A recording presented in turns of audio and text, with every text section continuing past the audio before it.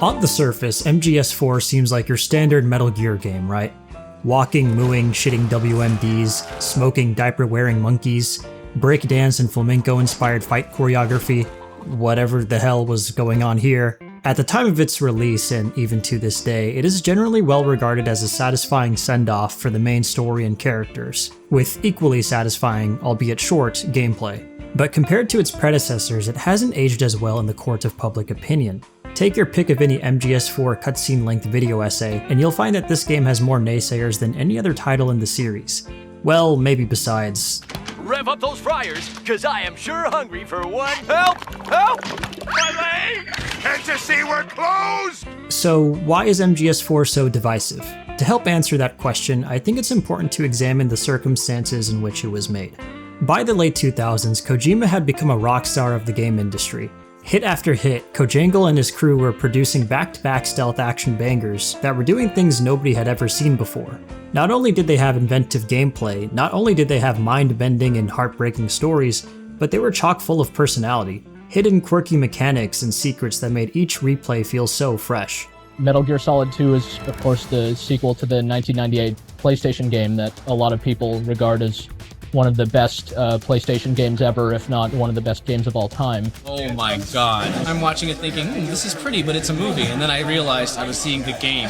I just saw Metal Gear Solid 2, and it is the coolest thing that I've ever seen, and I'm giving it Game of the Show, and I haven't even been to the show yet. Metal Gear Solid has always aspired to be more than just an action-adventure game. It's always had these sort of postmodern storytelling elements, and it's always tried to do more than the average game, and really tried to push the envelope as far as what could be done with the whole game medium. Those first 3 Solid games, man, what a run. But as all creatives eventually feel, Kojima knew his time on the series would be ephemeral. Mirroring Solid Snake's monologue at the end of the second game, he intended to pass the torch to his younger staff. If anything, he would return only to guide the initial planning for MGS3. Kojima shared his perspective on how he wanted MGS to continue. Throughout this project, I have really tried to embody that theme of passing knowledge on to the next generation. These guys all have great ideas. Hopefully they can take what I have passed on to them and blend it with their own values to create a whole new kind of Metal Gear created by them, not me. A nice sentiment. However, at this point, Kojima had clearly established himself as the main visionary behind the series. Yes, there was always an entire team of engineers and creatives behind him, but these were still auteur-driven projects. Many series around this time were similar. Resident Evil had Shinji Mikami and Hideki Kamiya, with the latter also being the mind behind the original Devil May Cry. And both of these series saw a moderate to significant dip in design quality once these two visionaries were no longer in charge of each series. Luckily for MGS fans, that did not happen with MGS3. Perhaps due to the immense pressure of taking up Kojima's mantle as director, nobody volunteered to lead the project, and so Kojima would end up leading yet another MGS title.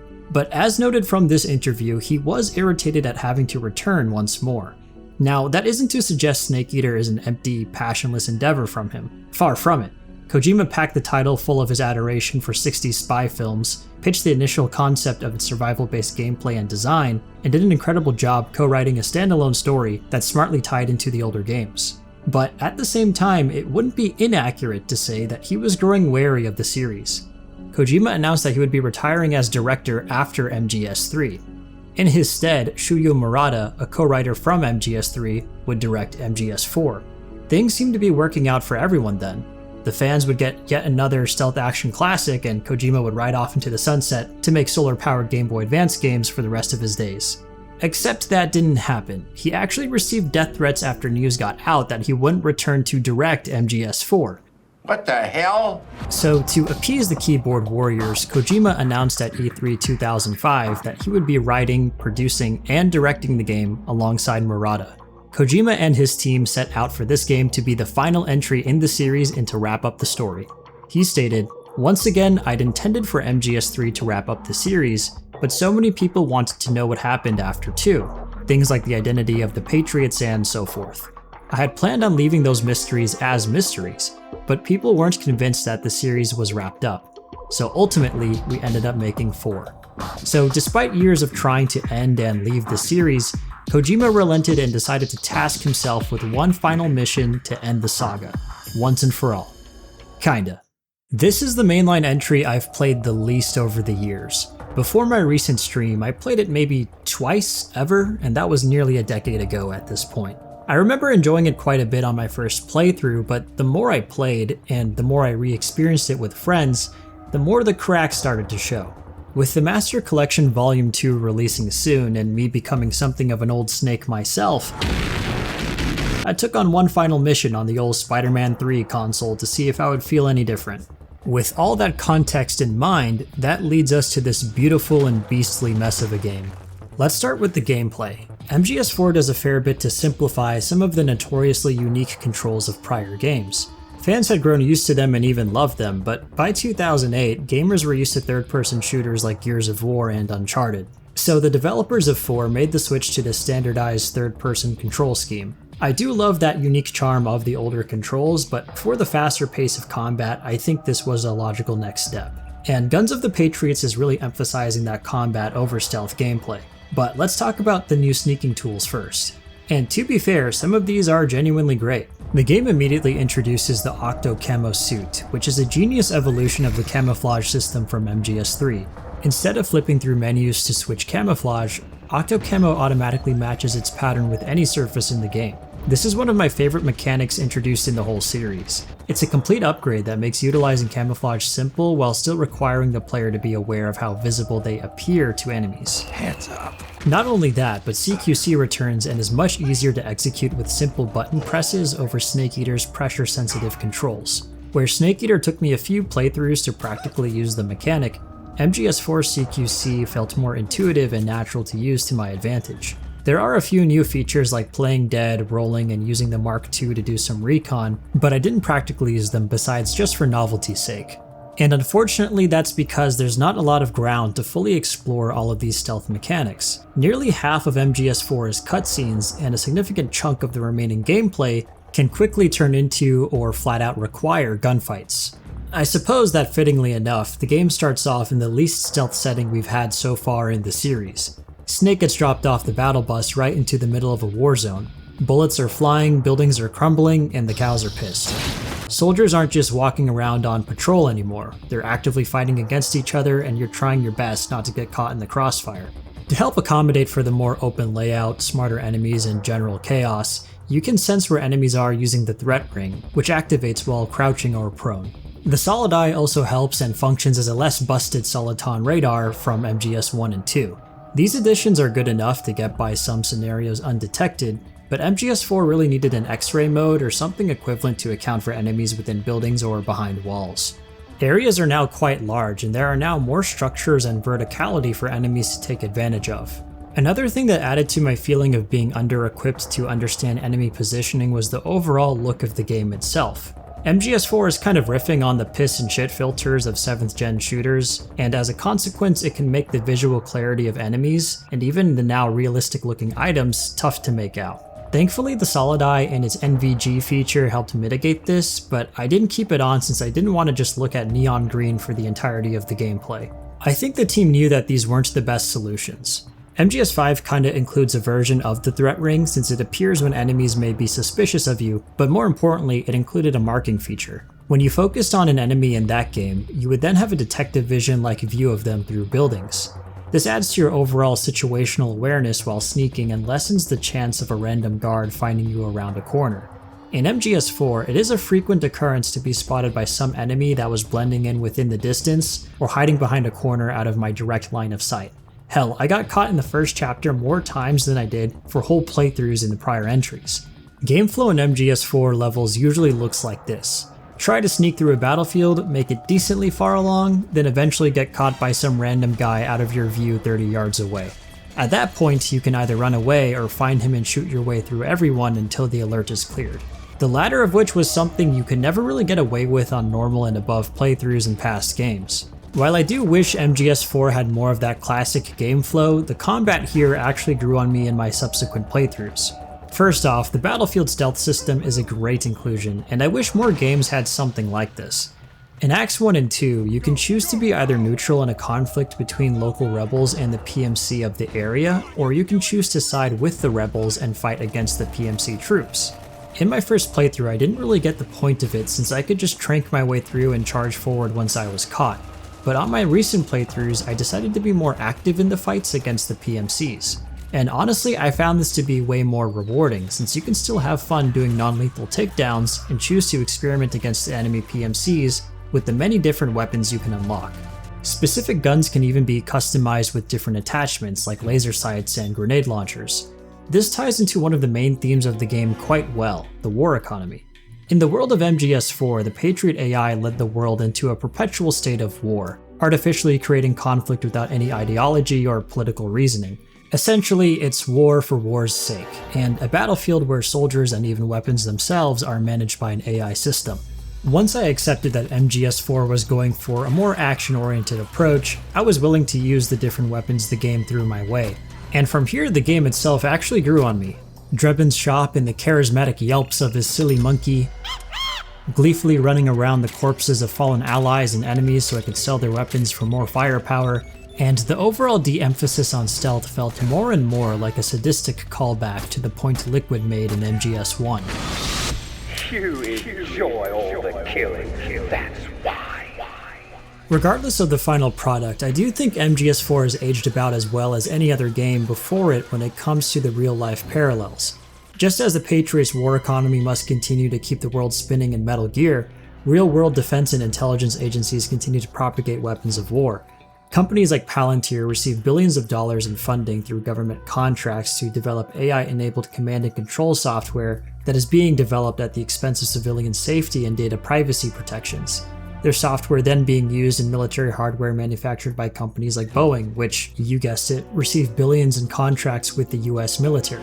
Ich liebe Kapitalismus. Think back on what you were taught about a war like World War II, where the line between the good guys and the bad guys seemed pretty obvious. Then compare that to how any war of the past few decades is discussed, and you'll see what MGS4 is alluding to. War isn't romanticized anymore as moral struggles between clear heroes and villains. War has changed. It's no longer about nations, ideologies, or ethnicity. War and its consumption of life has become a well-oiled machine.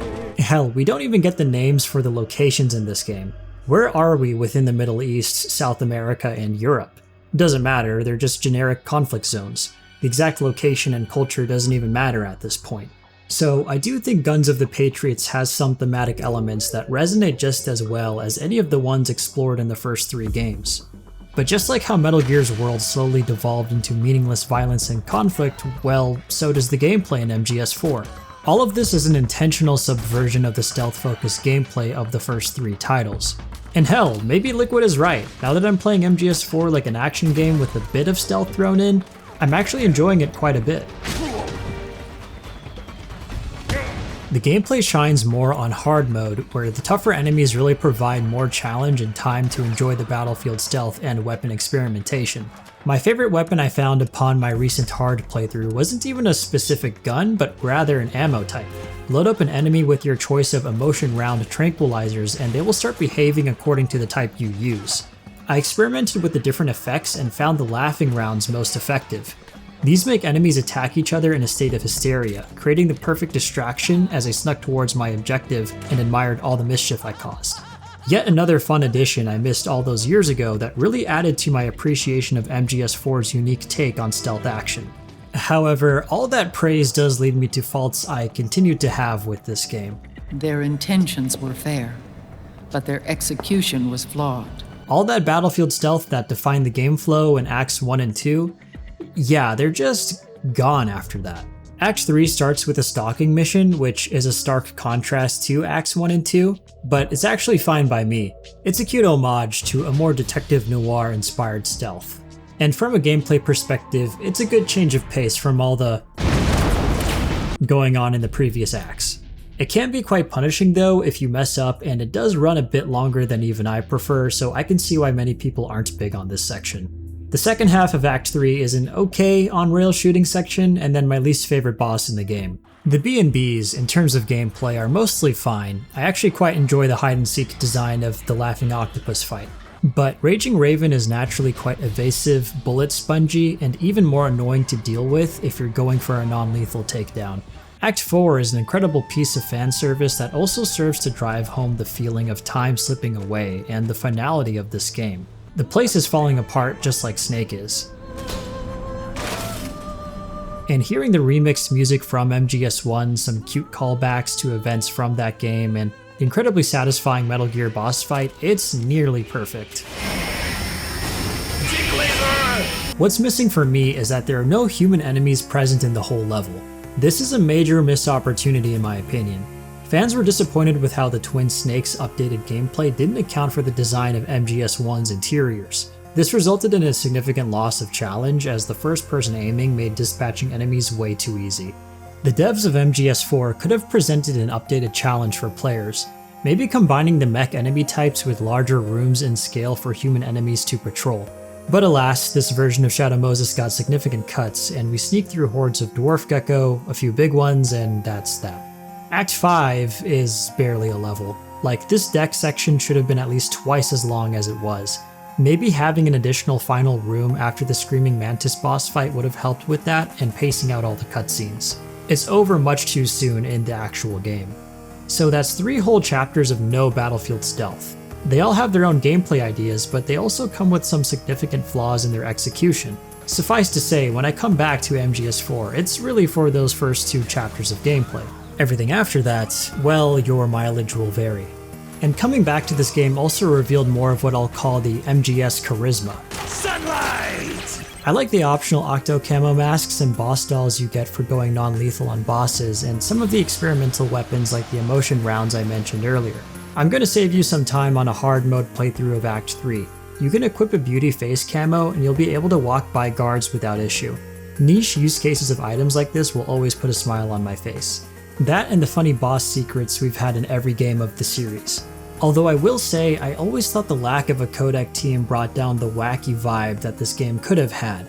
I really enjoyed finding weird codec calls in the first 3 games in specific scenarios. We do get some of that with Otacon here, but he and Rose are the only consistent contacts in the game. Where's Raiden? Meryl? Not even Drebin? Man, if Little Gray was on the codec team, this would have been the best game in the series. Like, he's just always in his own world. He really quiet for real, unless he know you. He's funny as hell though, but if he know you type shit, you know what I'm saying? Like, while I'm talking about some missed opportunities, another one is really the implementation of the theme of psychology. The tone this time is generally more cynical compared to what we've seen before, and the characters go through some pretty grueling scenarios. Yet I can't help but feel the writers only pay lip service to psychological trauma throughout the game design and narrative. There is now a psych meter below Snake's health bar, and functionally it's quite similar to how stamina worked in Snake Eater. Certain triggers like heavy weight of equipment can cause it to lower, and you can use consumable items in your inventory to prevent that from happening. There's also the emotion rounds I mentioned earlier, but that's about all that's going on in terms of gameplay. This could have been fine if the writing complemented this, but I think this was executed quite poorly. Snake's psych meter is played for laughs in cutscenes, which is cute, but I feel like the game really doesn't highlight how war has affected him over the years. I suppose that's okay, Snake isn't really the type to delve into his feelings, you know, he's a man on a mission type of character. But I don't think the supporting cast really gives us much either. We do get some scenes of Raiden explaining his mental state in between games, but ironically it's nothing to do with war or being turned into a whole ass cyborg ninja, it's more the melodrama with Rose. And speaking of Rose, she's back and she's into psychology now, but all she really gives us is some common sense self-help advice over the codec. Snake, make sure to get 8 hours of sleep before heading out for a mission, and be sure to drink lots of water. Gee, thanks. Yet another disappointment in this department are the B&Bs and their backstories. As we take them down, we learn that each of them have endured horrific abuse and a bunch of other truly terrible stuff I probably shouldn't ramble off in a YouTube video. These characters could have been really compelling and memorable if they got any sort of emotional moments like we saw with Foxhound back in MGS1. Sniper Wolf spoke about her time as a child soldier, Psycho Mantis explained the abuse he suffered from his father, Raven is just Raven, no thoughts going on over there. But no, instead of having these great moments of natural dialogue and a genuine heart-to-heart between characters, we just get each B&B's backstory dispassionately shared to us via codec. This is pretty much every interaction with the B&Bs. MGS4 boss tries to give Snake a lap dance and dies. Drebin. That was Angry Armadillo Snake. She was forced to eat cement as a child. To be fair, I think that's the point. The B&Bs are homages to each member of Foxhound in some way, but now through the lens of MGS4's world.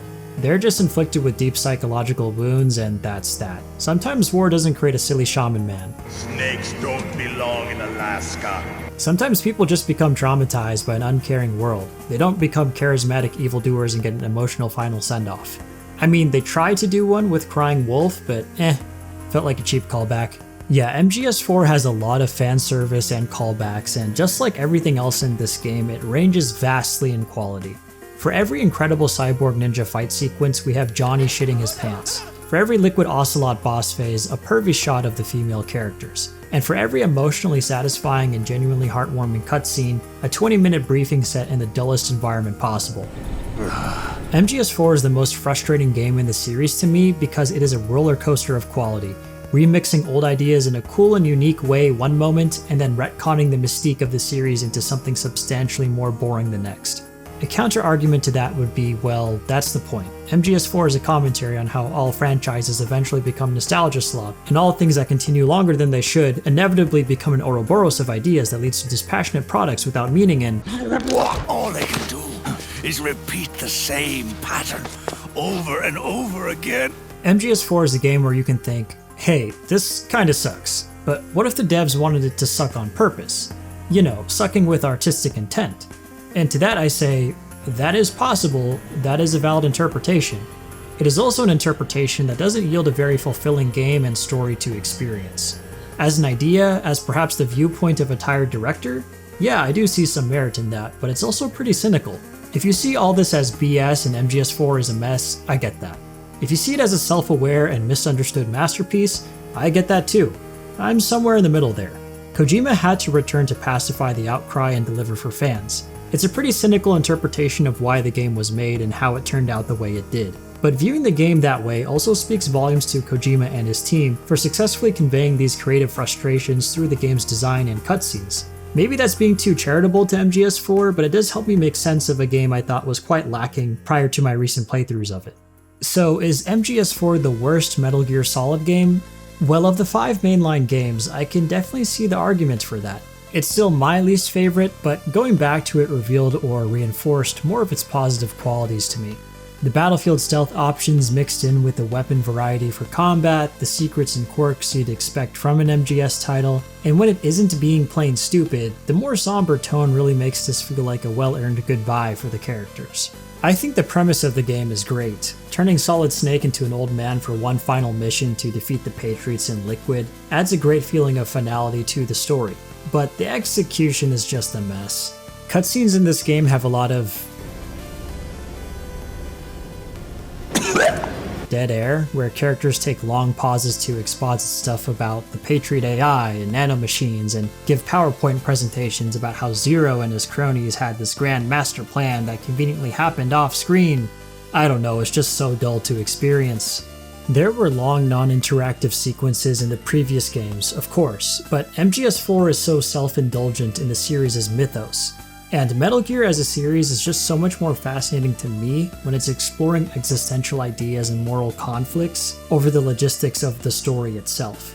Easiest way I can put it is this. What didn't you like about it? It insists upon itself, Lois. I will say that when MGS4 hits, it fucking hits. The ending is drawn out like everything else in this game, but it's nice seeing Otacon be a dad, bittersweet to see the final conversation between Snake and Big Boss, Meryl and Johnny's Marry me.